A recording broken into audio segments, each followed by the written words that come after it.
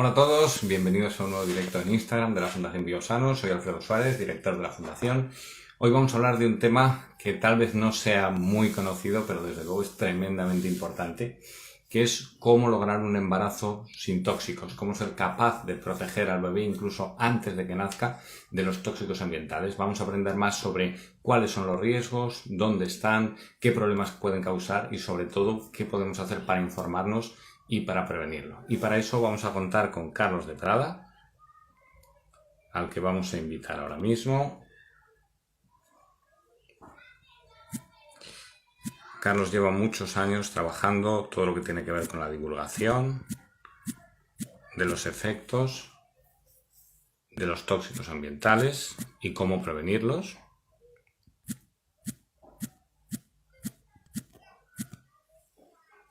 Muy bien, vamos a ver.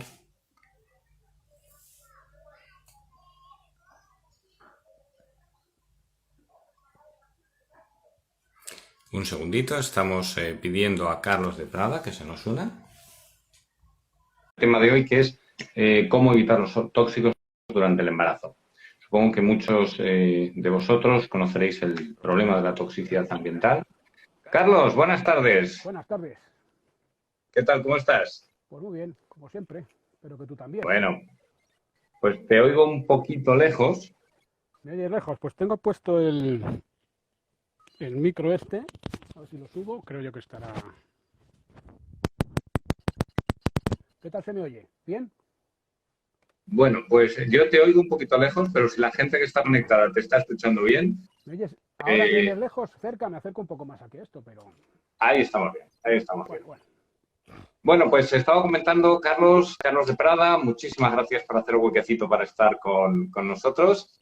Estaba hablando de que hoy vamos a tocar un tema particularmente interesante dentro de lo que tiene que ver con la toxicidad ambiental y con la salud, que es evitar los tóxicos durante el periodo del embarazo. Y nadie mejor, desde luego, que Carlos de Prada. Para quien no te conozca, voy a dar dos reseñas rápidas sobre tu trayectoria profesional. Lleva muchos años trabajando en comunicación, en temas ambientales, en distintos medios de prestigio, radio, televisión.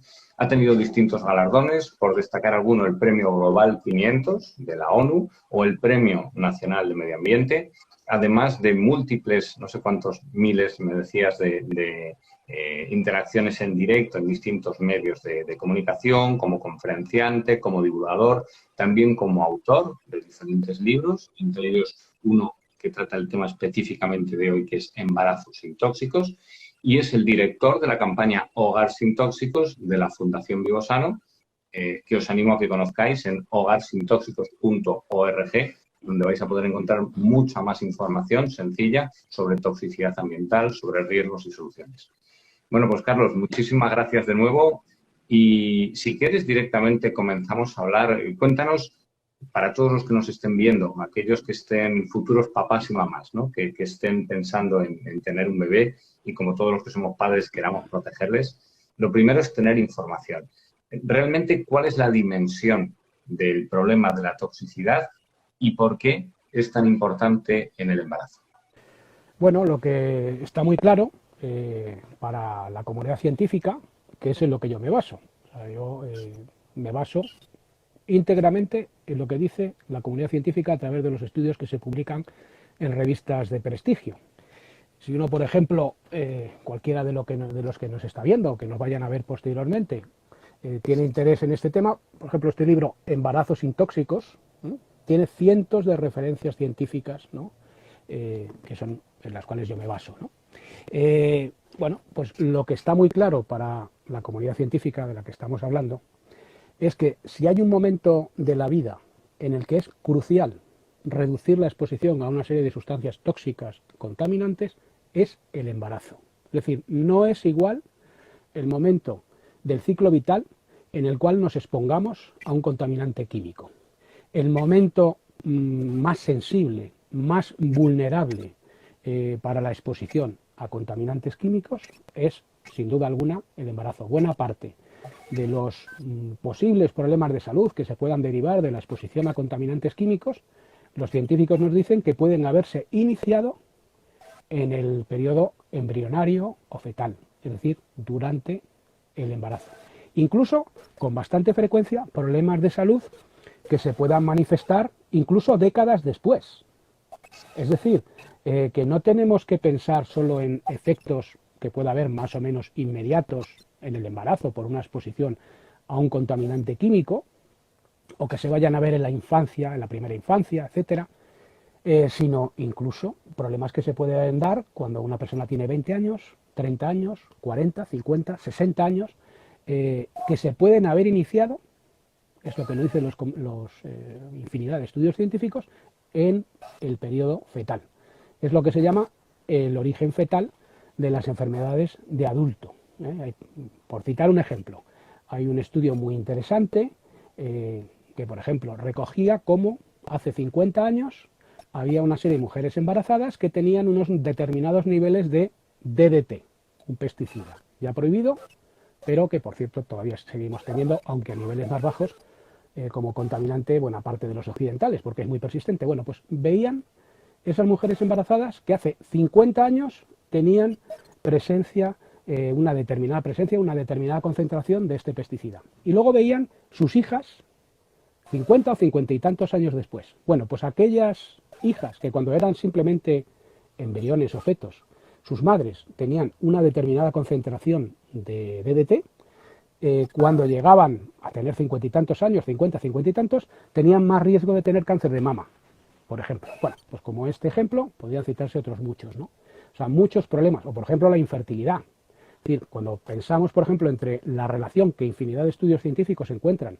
entre la exposición a contaminantes químicos y, por ejemplo, el que luego se tenga en los varones una peor calidad del semen, eso no hay que pensar solo que es que a lo mejor cuando esta persona tiene 20, 30 años esté exponiéndose a algo, que también puede influir, sino que muchas veces se puede haber iniciado cuando se estaban formando los testículos dentro del seno materno.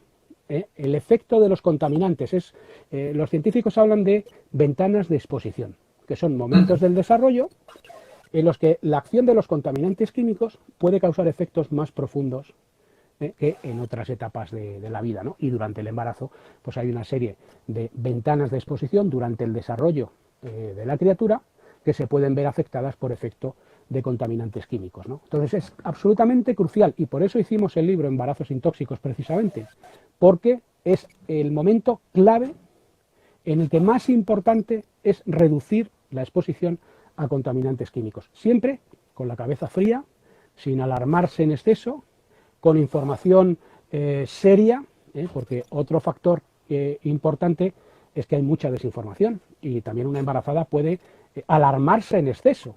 A veces exponerse a una sustancia no implica necesariamente que vaya a haber un efecto o que ese efecto vaya a ser importante. Y a lo mejor mirando por internet te encuentras con algunas cosas que es que te ponen los pelos de punta. Tampoco es así, pero tampoco es mirar para otro lado y olvidarse de que realmente lo que nos dice la ciencia es que sí puede haber efectos y que es mejor reducir la exposición a contaminantes químicos, ¿no?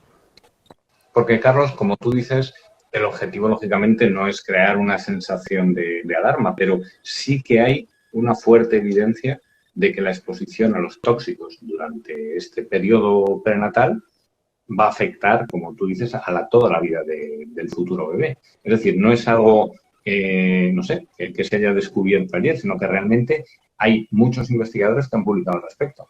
Bueno, es que hay cientos y cientos de investigaciones científicas sobre el particular. Estas cosas, a veces la gente cuando no ha profundizado mucho en ellas piensa que, bueno, que hay algún estudio por ahí. No, son miles de investigaciones científicas que muestran cómo la exposición, a veces algunas sustancias, incluso a niveles bajos de concentración, puede causar una serie de efectos, ¿no? Sobre todo si se da en el periodo prenatal, ¿no?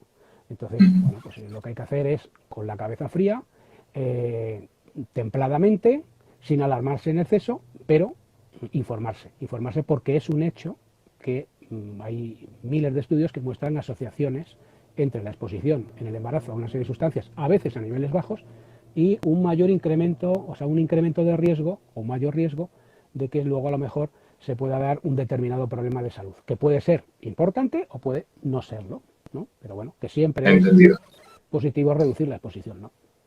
Entonces, para hacernos a la idea, realmente lo que ocurre es que si la mujer durante el embarazo se ve expuesta a algún tóxico ambiental, que eso puede ser por distintas vías, eso puede de alguna manera acabar, digamos, dentro o afectando al feto.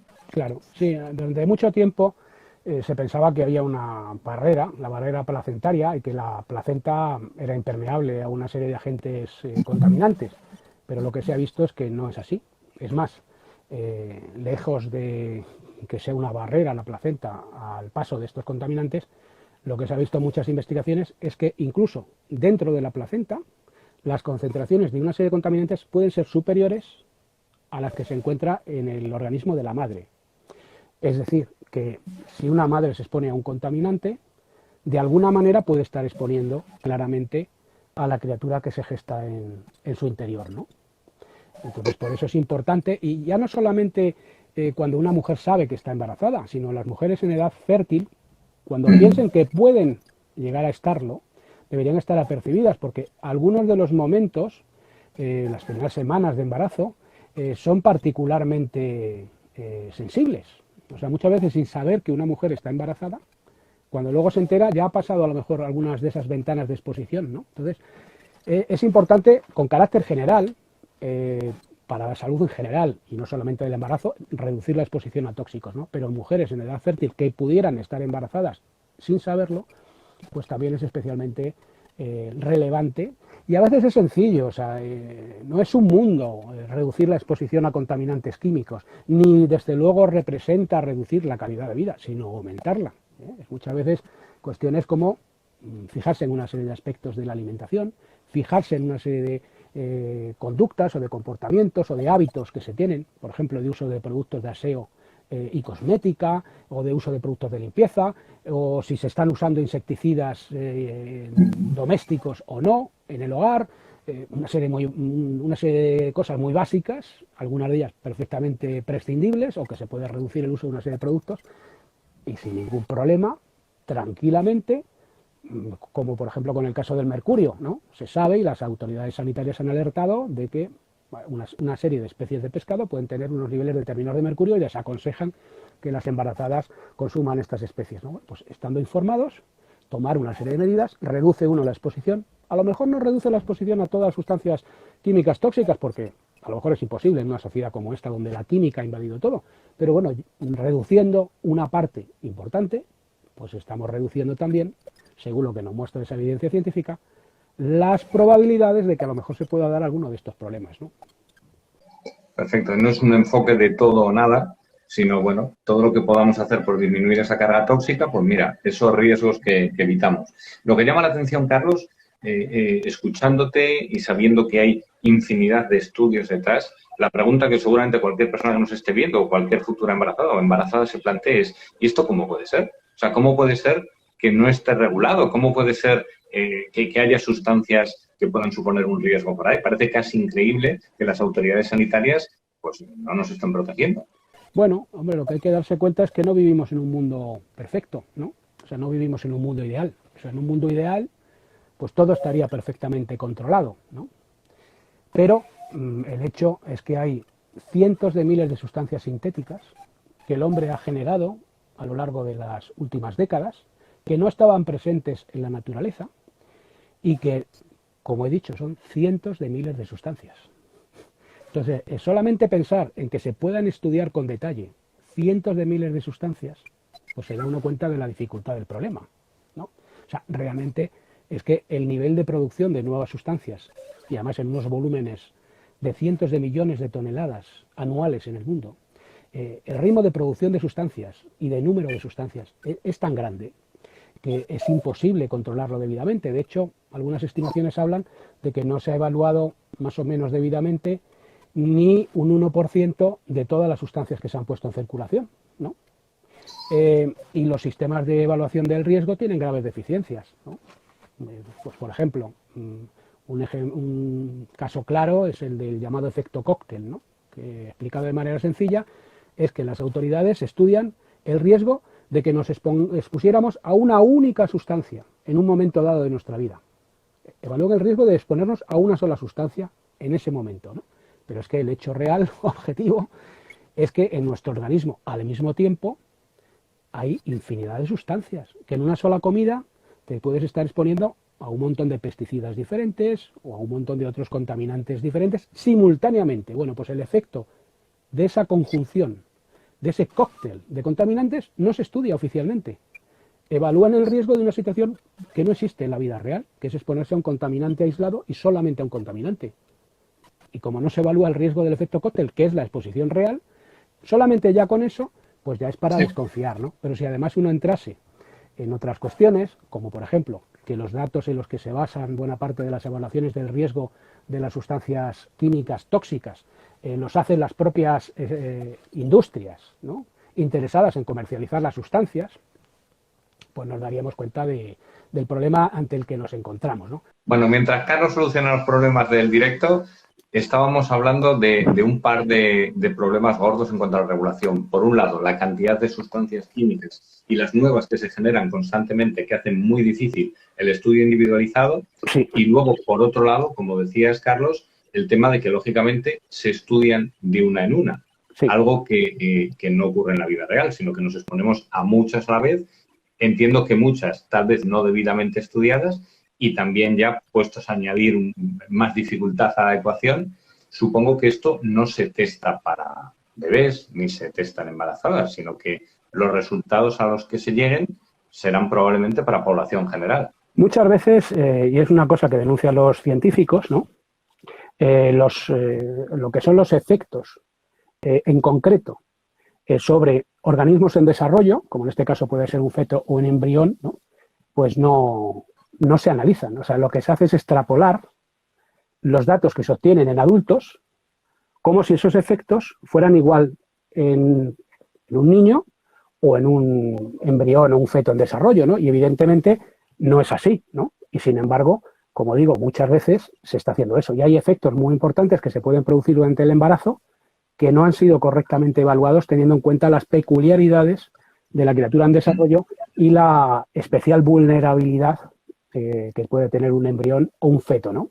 Ese es otro de los defectos, y son muchos, ¿no?, los defectos. En cualquier caso, al margen de ello, simplemente es saber esto, ¿no?, que hay muchas cosas manifiestamente mejorables en la evaluación de los riesgos tóxicos y singularmente sobre organismos en desarrollo. No han sido muchas veces tenidos en cuenta debidamente. Y esto tiene que hacer que la población, las personas, se den cuenta, sobre todo aquellas que van a tener o quieren tener un hijo, de que no pueden delegar todo en papá Estado, que no está todo perfectamente regulado, que eso sería así en un mundo ideal, pero en el mundo real no es tan sencillo. Uno tiene que, de manera pues lo más sencilla posible, pero lo que pueda, informarse. Tiene que aprender una serie de pautas que muchas veces no son muy complicadas. En el libro Embarazos sin tóxicos o en la web de Hogar sin tóxicos damos pautas muy sencillas que pueden reducir de manera considerable la exposición a tóxicos de las personas, ¿no?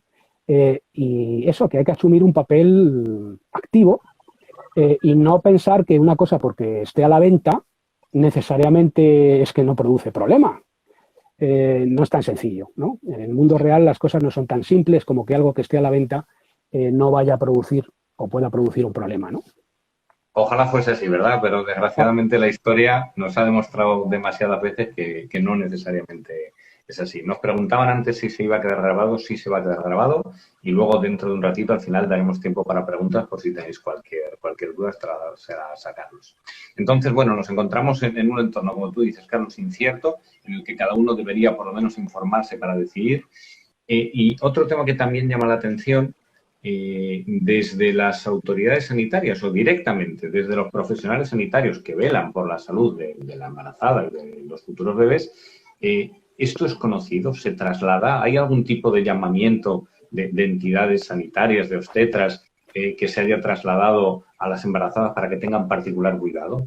Sí, hombre, en general, generalizando, que nunca es bueno generalizar porque siempre hay excepciones, ¿no? Pero no se da muy buena información por parte de obstetras y ginecólogos con carácter general sobre estas cuestiones, ¿no?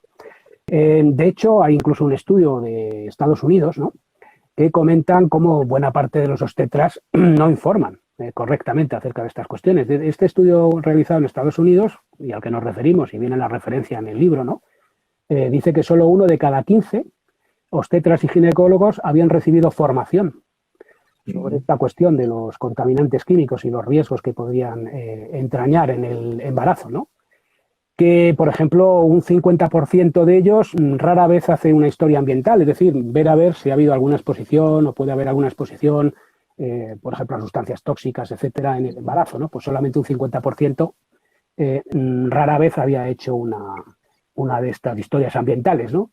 Y que menos de un 20% informaban rutinariamente sobre exposiciones ambientales comunes, ¿no? Es decir, y además a saber con qué detalle, ¿no? Pues bueno, esto es un hecho, ¿no? En concreto, por ejemplo, hay otro estudio realizado en Francia. Es un estudio que se ha hecho sobre el tema de los cosméticos y los productos de aseo a los cuales pueden exponer las embarazadas.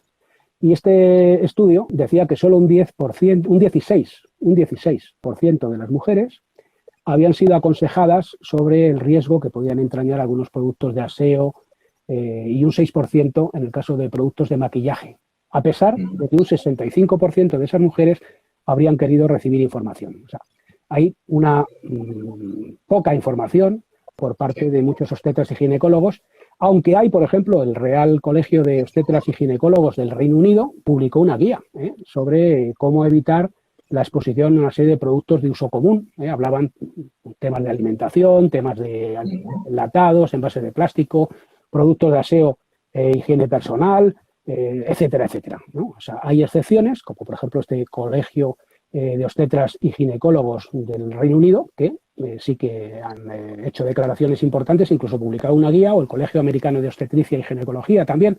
En España, la SEGO, que es la Sociedad Española de Ginecología y Obstetricia, en su momento también alertaba, ¿no?, la excesiva familiarización que tenemos con el uso de productos químicos, que llegamos a creer que no pasa nada, es normal, como se usan tantos productos químicos, hay tantos productos químicos a la venta, pues que no pasa nada, nos creemos que no hay ningún riesgo y alertaban de esa excesiva familiarización que produce que se baje la guardia y que la gente no esté apercibida de que realmente sí puede haber riesgos, ¿no?, en el caso del embarazo, ¿no? Sí, porque seguro que mucha gente que nos está viendo y que está a lo mejor embarazada o que quiere tener niños se preocupa de la alimentación, se preocupa de la preparación al parto, se preocupa de la gestión de las emociones, que está muy bien. Pero, como tú dices, hemos normalizado a lo mejor el contacto con unas sustancias que pueden suponer un riesgo.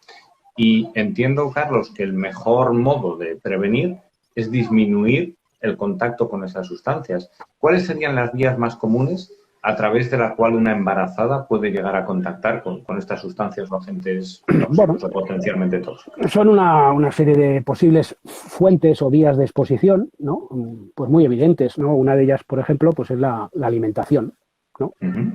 En ese sentido, pues por ejemplo, antes hablábamos del mercurio en algunas especies concretas de pescado, pues es una vía posible de exposición. Otra vía de exposición a través de la alimentación, pues por ejemplo, son los residuos de pesticidas que hay en los alimentos convencionales, que no son ecológicos y, claro, en su producción se han utilizado pesticidas, es decir, herbicidas, insecticidas, fungicidas, etcétera, y sus residuos quedan en los alimentos. Bueno, esos residuos de pesticidas podrían tener efectos, a veces a niveles bajos, sobre el embarazo, ¿no? Pues sería bueno que esa embarazada, por ejemplo, optase por una alimentación ecológica, ¿no? Otro tema relacionado con la alimentación son los materiales en contacto con alimentos, ¿no? Pues, por ejemplo, pensemos en algunos plásticos y en personas que a veces les da por calentar en un microondas un alimento en un tupper de plástico. Bueno, pues eso es una cosa que es aconsejable evitar, porque algunas sustancias presentes en ese plástico, talatos u otras sustancias contaminantes, en algún caso alteradoras hormonales, pueden pasar al alimento, ¿no?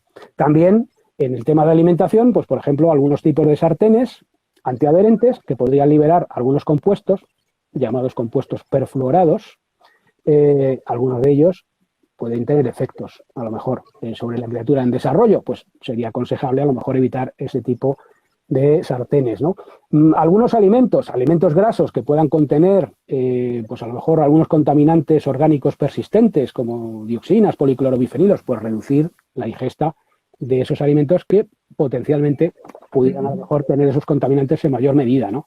Luego hay otros escenarios, por supuesto, algunos puestos de trabajo, una mujer que trabaje en una refinería, que trabaje en una industria química, incluso una peluquera, bueno, pues a lo mejor sería aconsejable adoptar una serie de medidas de prevención e incluso ser conscientes de que hay una serie de leyes que, en teoría, aunque luego en el difícil escenario laboral, especialmente en estos tiempos que corren, a veces es complicado que una mujer se atreva a plantear alguna serie de cosas y hay muchos incumplimientos legales, pero hay que decir que hay una normativa que, al menos sobre el papel, protege a las mujeres embarazadas y que, por ejemplo, obligaría a que se les buscara un puesto de trabajo donde no se vieran expuestas a una serie de elementos, ¿no?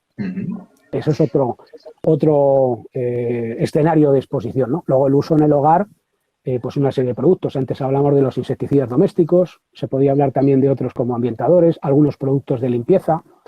En fin, en general, Carlos, todo lo que, por ejemplo, hablas de ambientadores y hablas de inciensos, lo que es muy aromático, lo que huele mucho, ¿puede tener esos tóxicos o no necesariamente? En general, por ejemplo, la Agencia de Protección Ambiental de Dinamarca, en una guía que también hicieron, que es de las pocas entidades así públicas oficiales que han sacado guías sobre ese tema, una guía que hacían para reducir la exposición a tóxicos de las embarazadas, desaconsejaban, por ejemplo, productos perfumados, ¿no?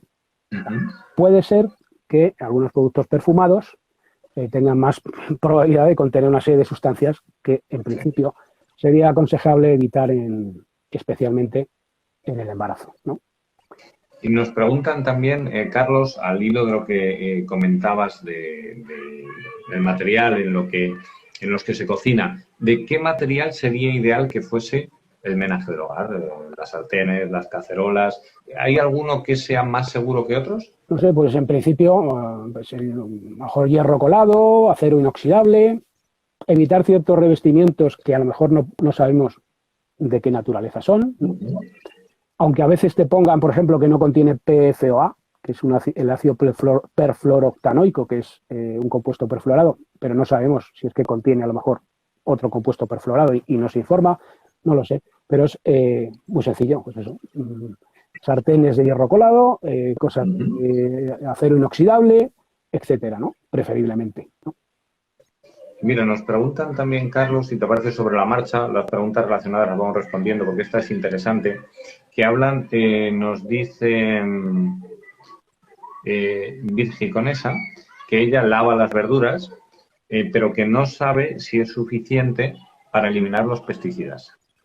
Pues es suficiente para eliminar una parte, es decir, aquellos pesticidas que se quedan solo en la superficie, ¿no?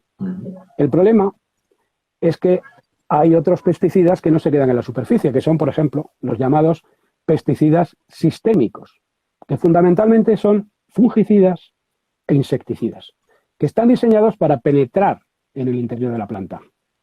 Pesticidas de este tipo, cuando se aplican externamente, pueden calar algo en el interior de la planta, pero es que además resulta que hay otra cosa, y es que muchas veces hay semillas, o sea, las semillas que se utilizan muchas veces por parte de los agricultores actuales no ecológicos, vienen ya tratadas, revestidas en su exterior, con una cubierta de pesticidas, fungicidas e insecticidas.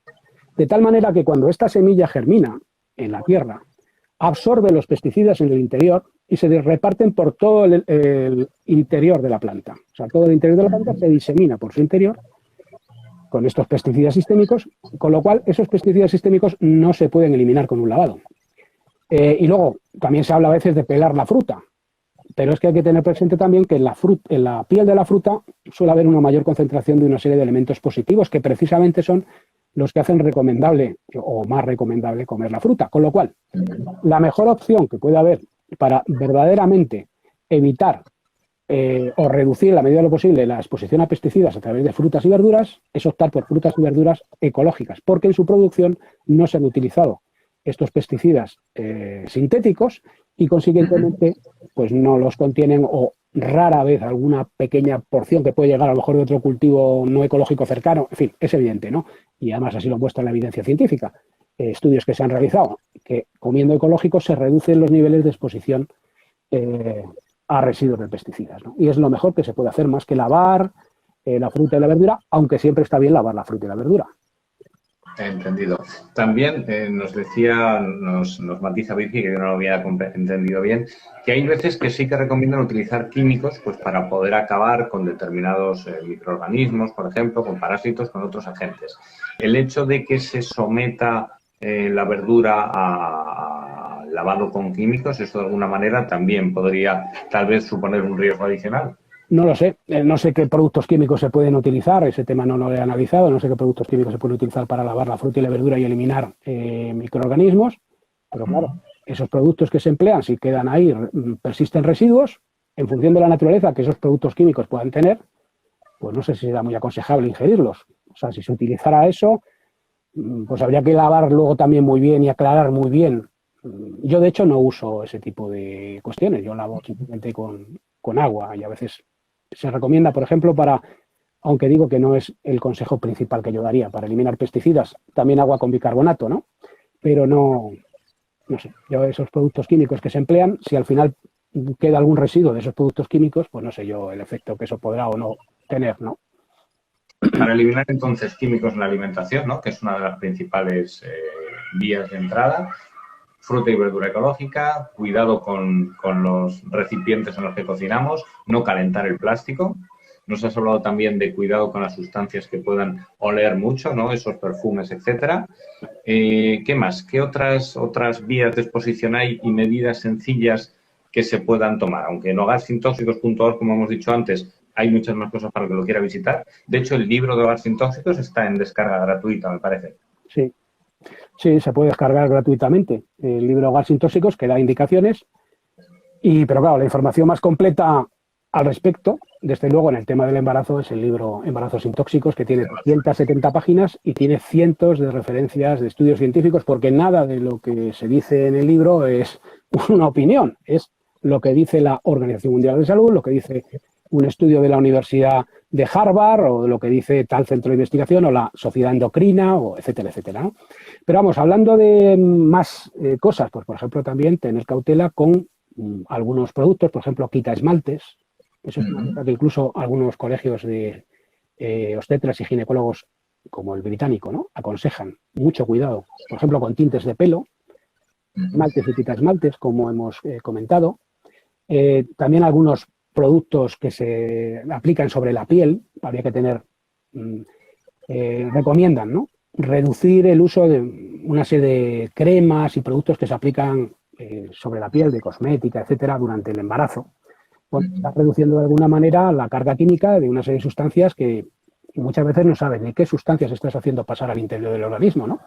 Y en el caso de un embarazo, pues quizá sea aconsejable pues reducir esa exposición, ¿no? Luego, productos de limpieza, pues tener también porque, Carlos, discúlpame, a través porque es muy frecuente durante el embarazo en la tripita, pues para prevenir estrías, las cremas y demás, a través de lo que damos en nuestra piel, ¿esos tóxicos también pueden penetrar, pueden llegar hasta el bebé? De hecho, las sustancias penetran, ¿no? O sea, una persona se pone una crema y al cabo de un tiempo ves que no está, ha penetrado, ¿no? Ha pasado al torrente circulatorio, ¿no? Ha pasado al interior del organismo, ¿no? Y sin alarmar en exceso, etcétera, etcétera, pero, claro, estás haciendo pasar sustancias que no sabes ni qué sustancias son. Además, hay muchas leyes de secreto comercial que no obligan a informar de todas las sustancias que se utilizan en algunos productos, ¿no? Entonces, bueno, se está haciendo un acto de fe, estás haciendo pasar al organismo una serie de sustancias, algunas de ellas, como por ejemplo se ha visto con cremas solares, pueden ser disruptoras endocrinas, como pues por ejemplo los filtros solares, ¿no? Benzofenonas, etcétera, ¿no?, que pudieran tener efecto hormonal. Bueno, pues en principio habría que tener cautela y ver muy bien la necesidad o no de usar una serie de cremas, una serie de productos, ¿no? Luego hay otras situaciones más difíciles de evitar, ¿no? Por ejemplo, en función del lugar donde se vive, ¿no? Una persona que vive en una zona industrial contaminada, ¿no? O que vive en una zona intensamente fumigada porque es una zona de agricultura intensiva, ¿no? Bueno, pues tener cautela también con el agua del grifo, porque en algunas zonas a lo mejor puede tener presencia de una serie de contaminantes, a lo mejor instalar un filtro o ver de qué manera abastecerse de un agua que no contenga una serie de contaminantes, ¿no? En fin, son pues muchas las posibles medidas que se pueden adoptar para reducir la exposición a contaminantes. Plantearse si es necesario utilizar ambientadores, por ejemplo, en el hogar, porque si uno consulta los informes que, por ejemplo, ha sacado hace años la Organización de Consumidores y Usuarios, ¿no? Pues ves que en algunos de estos ambientadores, pues a lo mejor puede haber sustancias que no sean muy aconsejables, ¿no? Y a lo mejor en el embarazo de manera singular, ¿no? En fin, son muchas cosas de sentido común, ¿no? Y que no suponen algo que vaya a ser más caro ni especialmente difícil de acometer para reducir la exposición a tóxicos, ¿no? Mira, nos preguntan, por ejemplo, también desde Seres Plásticos si tenemos que tener cuidado con las pinturas en casa. Si nos ponemos a pintar una habitación, que es muy frecuente, cuando vas a tener un niño, pues preparas antes y pintas un poquito la pared, que yo me tiré mi tiempo ahí haciendo mis dibujitos.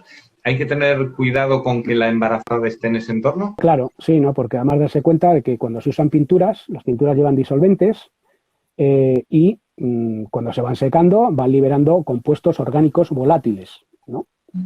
Compuestos orgánicos volátiles que muchas veces son preocupantes en muchas de estas sustancias, ¿no? De hecho, si uno mira muchas veces en algunas etiquetas de pinturas, te hablan de ventilar bien, ¿no? Etcétera. Incluso en alguna ocasión he visto que se desaconsejaba específicamente la presencia de embarazadas, ¿no? Hay que tener cuidado con esas situaciones porque se puede dar una concentración dentro de un espacio cerrado pues más alta de lo normal de una serie de sustancias que es preferible evitar, tanto por embarazadas como por personas no embarazadas, pero en el caso de una embarazada con mucha más razón, ¿no? Entendido. Mira, justo nos estaba diciendo Baileys que realmente no es algo que afecte solo durante el embarazo. O sea, lo que estamos hablando ahora, la exposición a tóxicos, potencialmente puede perjudicar a cualquier persona. Lo único que, como tú decías al principio, el momento del embarazo es particularmente delicado. Claro. Sí, en realidad cualquier persona que, por ejemplo, mirara el libro de embarazos sin tóxicos, si siguiera los consejos que se siguen para una embarazada, es que eso beneficiaría a cualquier persona. A un niño, a un anciano, a un hombre de 20, de 30, a toda la población. Lo que pasa es que en el caso de las embarazadas es aún mucho más claramente, ¿no? Pero en realidad son consejos generales que pueden beneficiar a cualquiera. Y pueden beneficiar a una mujer no solamente en el caso del embarazo, sino a lo mejor en reducir el riesgo de un cáncer de mama, o en reducir el riesgo de algún otro problema, o de una enfermedad autoinmune, o de cualquier otro problema que la ciencia ha asociado con mayor o menor carga de evidencia a un mayor riesgo de desarrollar problemas de salud por exposición a contaminantes químicos, ¿no? O sea, en realidad son consejos que pueden beneficiar a cualquiera con carácter general, ¿no? Sí. Efectivamente, o sea, todo lo que estamos diciendo, las mismas vías que hablamos para la embarazada, es decir, lo que se come, lo que se bebe, la piel, aromas, etcétera, eso es válido para todo el mundo. Claro, sí. Lo que pasa es eso que digo, que es que en el caso de la embarazada si en los demás todavía podríamos relativizar la trascendencia, en el caso del embarazo no se puede relativizar tanto, es muchísimo más importante porque es donde evidentemente la ciencia ha puesto todo el acento. Es en el embarazo donde una buena parte de los efectos de los contaminantes químicos se pueden producir. O sea, por ejemplo, hay una investigación muy importante de la Endocrine Society, que es la entidad mundial de referencia en el ámbito de las enfermedades que tienen que ver con las hormonas, que habla de cómo meramente por algo como no comer ecológico te puedes exponer a pesticidas como los organofosforados y eso tener que ver con que luego nazca un niño con un menor coeficiente intelectual. De hecho, estos informes de la Endocrine Society dicen que cada año en Europa se pierden 13 millones de puntos de coeficiente intelectual por exposición a esos pesticidas, fundamentalmente en el embarazo y por algo tan normal como ingerir una serie de alimentos no ecológicos, porque esa es la principal vía de exposición en la población general a ese tipo de contaminantes químicos. Entendido. Y ahí la alternativa, como decíamos antes, es agricultura ecológica. Y hay otra pregunta que nos hace J. Carlos, que entiendo que es compleja, ¿no? Pero él nos habla del agua y de qué filtro se podría utilizar para el agua. Y yo quiero aprovechar para preguntarte si también hay evidencia científica de que en el agua haya determinados residuos que puedan ser nocivos para la salud, incluso disruptores endocrinos, Y preguntarte, igual que hemos hecho antes, hemos hablado del plástico, si por ejemplo el agua embotellada en plástico puede o no tener riesgo y qué opción sería preferible. Bueno, en cuanto a si puede haber contaminantes en el agua, pues evidentemente, ¿no? Porque, claro, vivimos en una sociedad que se dedica a contaminar las aguas y luego a depurarlas, ¿no? O sea, uno mira cualquier pueblo, cualquier ciudad y fíjate todo lo que va por los fregaderos, por los retretes, detergentes, las lavadoras. O sea, la cantidad de sustancias químicas que se vierten a las aguas es tremenda. Luego eso, pues va más o menos diluyéndose un poco, se depura, pero los sistemas de depuración, bueno, también van incluso fármacos. Sobre eso hay estudios muy interesantes realizados por el Consejo Superior de Investigaciones Científicas en Cataluña y los han estudiado en distintos ríos españoles, ¿no? Los sistemas de depuración no pueden depurar, filtrar todos esos contaminantes químicos completamente y muchos permanecen, ¿no? Y luego además los propios sistemas, a ver, sin alarmar excesivamente, pero es evidente que no se pueden depurar perfectamente, ¿no? Y siempre quedan trazas. Luego se establecen unos niveles legales de presencia de una serie de contaminantes y solo se activan las alarmas cuando esos niveles se superan. Pero hay una concentración legal de la presencia de una serie larga de contaminantes en las aguas y, como antes decía, no se ha estudiado el efecto cóctel, por ejemplo. O sea, te podrán decir que es que si te expusieras a uno solo de esos contaminantes, pero no te expones a uno solo. Y luego, por ejemplo, con el tratamiento que se hace para potabilizar con el cloro, y sobre esto también hay investigaciones científicas, se producen, sobre todo en algunas ciudades del Mediterráneo, unas sustancias que se llaman trialometanos, que pueden dar pie pues, a algunos posibles riesgos de salud. En algunas zonas agrícolas también hay contaminación de aguas superficiales y subterráneas con residuos de pesticidas o con, por ejemplo, presencia de nitratos, etcétera. Bueno, sistemas de filtrado, pues los hay de carbono activado, de ósmosis inversa, eso habría que ver. Hay filtros que más o menos cumplen algo y eliminan una parte de esos contaminantes. En algunos casos puede ser aconsejable. El tema de las botellas, pues en principio, claro, por los análisis y estudios que se han realizado, pues se ve que desde el plástico migran pequeñas cantidades de una serie de contaminantes que los plásticos pueden contener y pueden contaminar el agua, sobre todo en función del tiempo y el calor al que ese agua, esa botella, esté expuesta. En cualquier caso, a veces es difícil a lo mejor evitarlo. Sería mejor que las botellas no fueran de plástico y habría que reducir eso, no solamente ya por el tema de si se libera o no contaminantes en pequeñas cantidades, que tampoco es que haya que dramatizar, ¿no? Que no son enormes cantidades, pero claro, también hay que decir que muchos contaminantes son disruptores endocrinos que pueden causar efectos a bajas concentraciones, ¿no?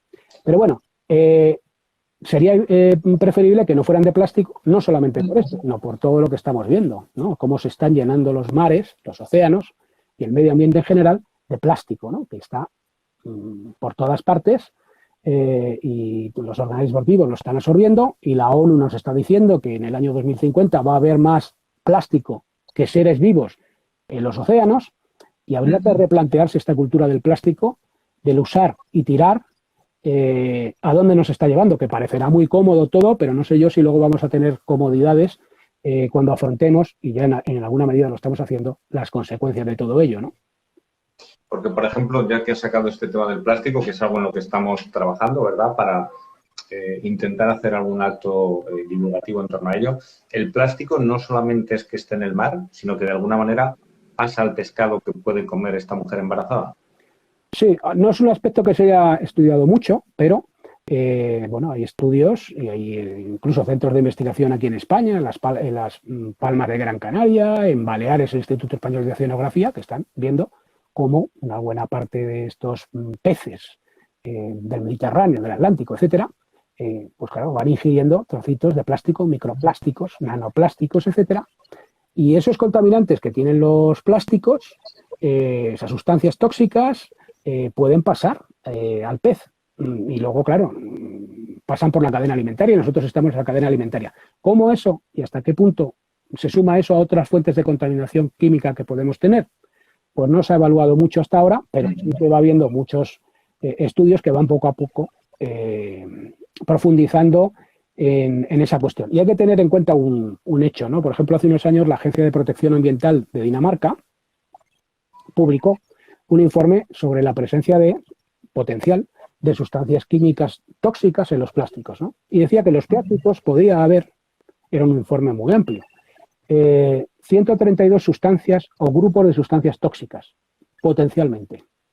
Y en realidad es que no sabemos lo que se añade a los plásticos. Hay mucho oscurantismo, no se dice qué aditivos que se utilizan en los plásticos. Hay que darse cuenta que se utilizan sustancias que pueden servir para dar color al plástico, colorantes, para que no se oxiden, filtros ultravioleta para que no se degraden con la luz solar, sustancias plastificantes como los talatos y otras sustancias para que tengan flexibilidad. O sea, a los plásticos se les añaden potencialmente cientos de sustancias químicas diferentes que no sabemos muchas veces qué sustancias son.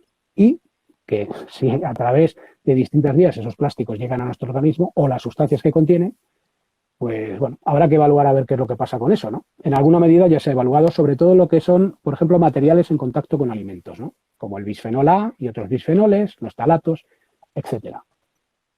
El sentido común nos dice que el plástico lejos, ¿no? Lejos de la comida, lejos de los alimentos, está en todas partes y es útil, pero lo que decimos, en determinadas circunstancias, con cuidado, desde luego. Hemos hablado de lo que comemos, hemos hablado de lo que bebemos, hemos hablado de lo que nos ponemos en la piel, hemos hablado también de lo que puede haber en el ambiente, igual que hemos hablado, por ejemplo, de filtros para el agua.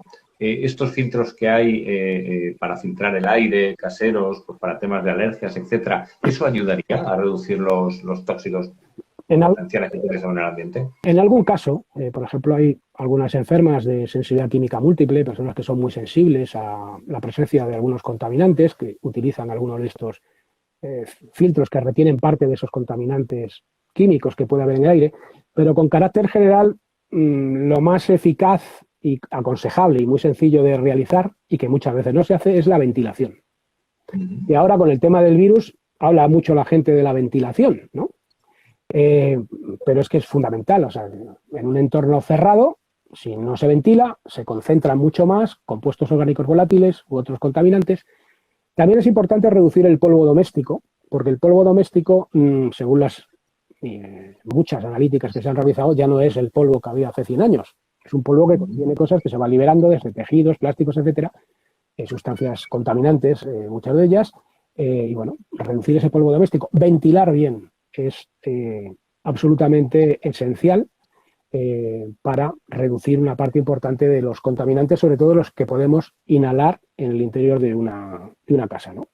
Y muchas veces, cuando hablas, por ejemplo, de edificios inteligentes, ¿no? Yo no sé dónde está la inteligencia de esos edificios, ¿no? Porque estos edificios que no se pueden ventilar, que va todo con aire acondicionado y recirculando, y en muchas ocasiones es complicado, sobre todo en algunos lugares de trabajo, etcétera, el ventilar correctamente, pero a la medida que uno pueda, y sobre todo en casa, hay que ventilar. Eso es absolutamente esencial porque reduce la concentración de algunos contaminantes.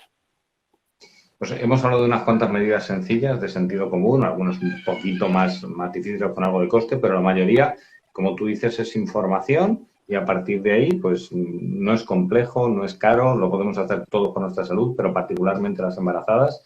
Si tuvieses que dar algún consejo a la gente que nos está viendo ahora, que está embarazada, que plantean en un futuro una pareja tener un niño, ¿qué le recomendarías? Un poco para resumir lo que hemos hablado y por darles un hilo del que empezar a tirar. Hombre, lo primero que se informen, ¿no? Por ejemplo, aunque está mal decirlo, pero a través de... No está mal decirlo, está bien decirlo, Carlos, porque hay mucha información abierta, muy útil en hogarsintóxicos.org. Y en el libro Embarazos sin tóxicos, ¿no? Efectivamente. Y lo primero es informarse. No es muy complicado, es tener unas básicas ideas de higiene química.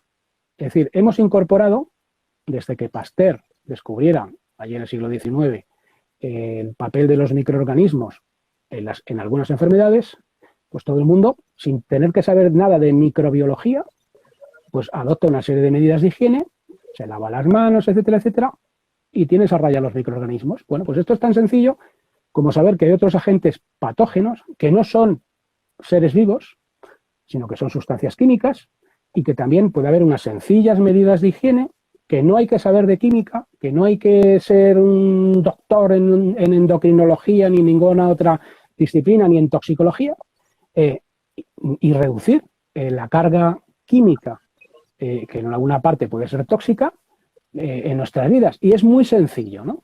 Alimentación ecológica, tener cuidado con los productos de limpieza que se utilizan, analizar bien si es necesario utilizar tantos en esa cantidad, o si hay incluso productos de limpieza alternativos que se pueden utilizar, o incluso productos que utilizaban nuestras abuelas, como el limón, el vinagre, el bicarbonato.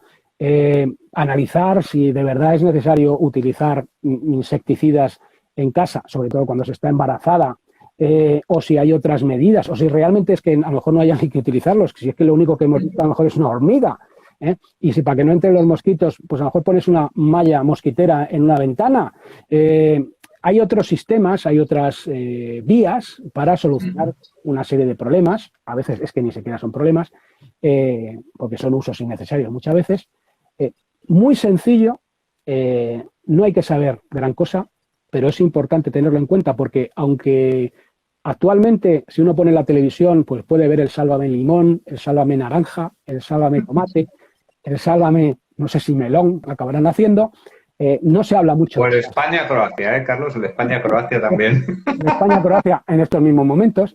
De estas cosas no se habla, pero que no se hable entre el público general lo suficiente o que las autoridades no lo hayan asimilado debidamente, en parte porque hay grandes intereses industriales, no quiere decir que la comunidad científica no lo tenga muy claro y que no haya decenas de miles de investigaciones sobre este tema. O sea, hay decenas de miles de investigaciones sobre esta cuestión y es un tema muy serio.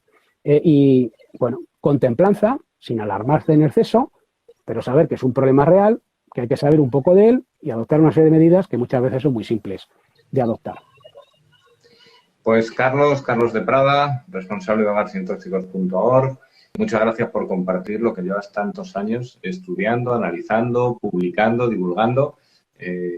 Poca gente habrá en España que haya dedicado tanto tiempo y que tenga tanta información como la que tú manejas. Gracias por eso y gracias por proporcionar al menos una puerta de entrada para aquellas personas que nos estén viendo, que nos vayan a ver luego en YouTube, que vamos a dejar también el vídeo, aquí en Instagram también, y que de alguna manera si quieren saber más, pues que empiecen a tirar del hilo, ¿no? Y como tú dices, que se hagan responsables de su salud. Sí, pues tiene uno que adoptar un papel activo y no es complicado. Muchas gracias por la invitación y esperemos que haya servido y sirva para concienciar a las mujeres embarazadas y a la gente en general. Pues muchas gracias a todos los que nos estáis viendo, gracias a ti, Carlos, nos vemos en otro directo. Vale. Gracias y cuidaros. Hasta luego. Hasta luego. Hasta luego a todos.